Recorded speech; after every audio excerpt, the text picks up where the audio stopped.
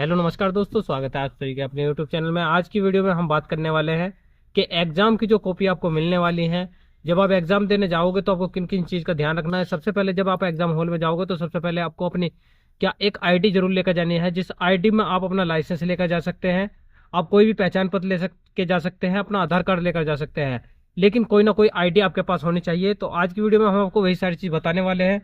जब exam hall में आप पहुंच जाओगे तो उसके बाद आपको क्या करना है, एग्जाम हॉल में एंट्री किस तरीके से करनी है। जो 12 तारीख में आपका एग्जाम हुआ है उसमें बहुत सारे बच्चों ने गलती की है। क्या एडमिट कार्ड की जगह जो आपका जो रोल नंबर है, रोल नंबर में कुछ और नंबर डाल दिया, तो रोल नंबर आपका वो होता है जो 2200 से स्टार्ट होता है या 23 से स्टार्ट होता है, जिसका जो सेशन है उसकी वो शुरुआत होती है।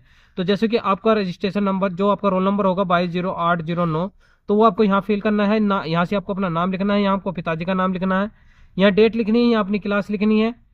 क्लास में आप क्या लिखोगे, जो आपके ट्रेड है इलेक्ट्रीशियन, और जो आपका सब्जेक्ट है, सब्जेक्ट आपका क्या है प्रैक्टिकल। रूम नंबर आपको वहीं पता होगा आपका कौन से रूम नंबर में है। उसके बाद जो आपके वहाँ से टीचर्स हो गए, यानी कि जो वहाँ से आपकी ड्यूटी दे रहे हो, उसके साइन यहाँ हो जाएंगे। इन दो चीज़ में आपको कुछ नहीं करना है। जो सिग्नेचर एग्जामिनेशन के हो गए, वो अपने आप जब कॉपी चेक होगी उनके साइन जब हो जाएंगे, तो उस चीज़ का आपको कुछ काम नहीं करना से आपको इन चीज़ पे ध्यान रखना है। आपका रोल नंबर सही होना चाहिए, नाम सही होना चाहिए, पिताजी का नाम सही होना चाहिए, आपकी क्लास और प्रैक्टिकल। तो क्लास अगर आपकी गलत हुई तो भी आपकी कॉपी चेक नहीं होगी, तो आपकी क्लास भी सही होनी चाहिए। सब्जेक्ट प्रयोगत्मक तो प्रैक्टिकल का ही होगा। उसके बाद जो डेट होगी आपकी, डेट जो भी हो वो आप यहाँ से लिख सकते हो, रोल नंबर आपको वहीं मिलेगा। अब बात करते हैं, जैसे कि हमारे पास जो 12 तारीख में प्रैक्टिकल हुआ है उसके अकॉर्डिंग हम आपको कुछ बताने की कोशिश करेंगे। सबसे पहले जब भी आप प्रैक्टिकल लिखो तो एक चीज का ध्यान रखो। सबसे पहले आपको प्रैक्टिकल में ये 5 हेडिंग का पता होना चाहिए। सबसे पहले उद्देश्य, आवश्यक सामग्री,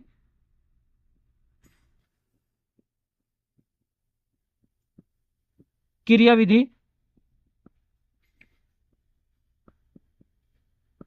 और अंत में सावधानी और परिणाम।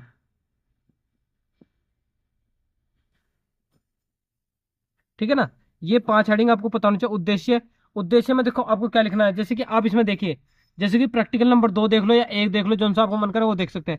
सबसे पहले जो कि हमारा उद्देश्य है, वुडन बोर्ड को 2 स्विच व 2 लैंप से नियंत्रित करे तरह पूरा पूरा परिपथ वुडन बोर्ड पर बनाए। यानी कि ये कह रहा है कि जो आपका जो बोर्ड है, दो स्विच लेने हैं, 2 लैंप से नियंत्रित करना है। जो 2 लैंप हो गए उन्हें 2 स्विच से नियंत्रित करना है, वो पूरा परिपथ एक लकड़ी के बोर्ड पर आपको बनाना है। तो यही हमारा क्या हुआ, उद्देश्य। अब इसमें आपको लिखोगे क्या, आवश्यक सामग्री। देखो आवश्यक सामग्री में आपको किस चीज की जरूरत है, स्क्रू ड्राइवर, कॉम्बिनेशन प्लायर, ठीक है ना, कॉम्बिनेशन प्लायर। उसके बाद कटिंग प्लायर। उसके बाद आपको क्या चाहिए, 2 स्विच, जो आपके इसमें पेपर में लिखा हुआ है 2 स्विच 2 लैंप। तो आप क्या लिखोगे, 2 स्विच 2 लैंप।